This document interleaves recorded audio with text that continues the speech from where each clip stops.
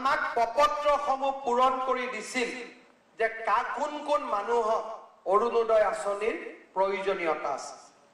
ৰাজ্য চৰকাৰে সিদ্ধান্ত লৈছে যে প্ৰত্যেকটো বুথ কেন্দ্ৰত আমি এখন 3জনীয়া কমিটি গঠন কৰিম। গাৰ্জেন মন্ত্ৰীসকলে একোখনকৈ 3জনীয়া কমিটি অহা 15 দিনৰ ভিতৰত গঠন কৰি দিব। সিলেকশন বুথত হ'ব।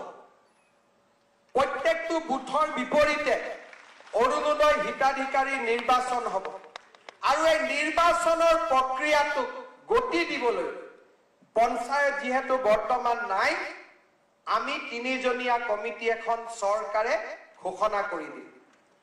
মই অনুৰোধ কৰিম আমাৰ গাৰ্জেন মন্ত্ৰীসকলক যাতে প্ৰত্যেকটো বুথতে 3জনীয়া কমিটি এখন অহা আগষ্ট মাহৰ 31 তাৰিখৰ আগতে গঠন কৰি দিয়ে, যাতে সেপ্টেম্বৰৰ 1 তাৰিখৰ পৰা যিসকলে আমাক প্ৰপত্ৰ পূৰণ কৰি দিছিলে তেওঁলোকক যাতে দলৰ প্ৰপত্ৰৰ ফলনি আমি চৰকাৰৰ প্ৰপত্ৰখন তুলি দিব পাৰোঁ।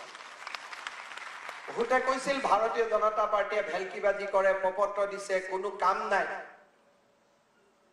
আমি ৰাজনীতি কৰোঁ এটা মৰ্যাদাৰ ভিত্তিত।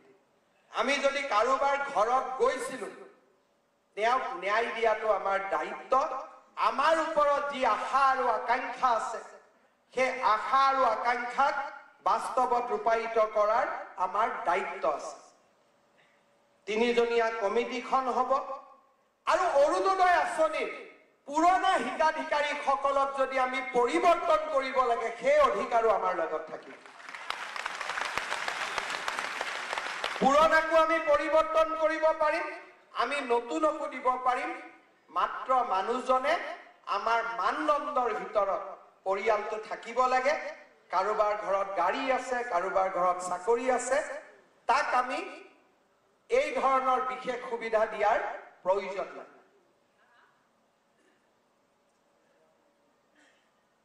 অৰুণোদয় আঁচনি প্ৰত্যেকটো সমষ্টিটোৰ আকাৰ আৰু প্ৰকাৰ চাই আমি 15,000কৈ প্ৰত্যেকটো সমষ্টিত অতিৰিক্ত হিতাধিকাৰী দিয়াৰ বাবে আমি সিদ্ধান্ত গ্ৰহণ কৰিছোঁ।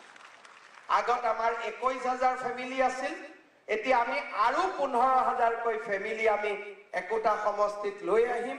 35,000 36,000 ফেমিলিক আমি সুবিধা দিব পাৰিম। ইমান ডাঙৰ আঁচনি আজি কোনেও কৰিব পৰা নাই।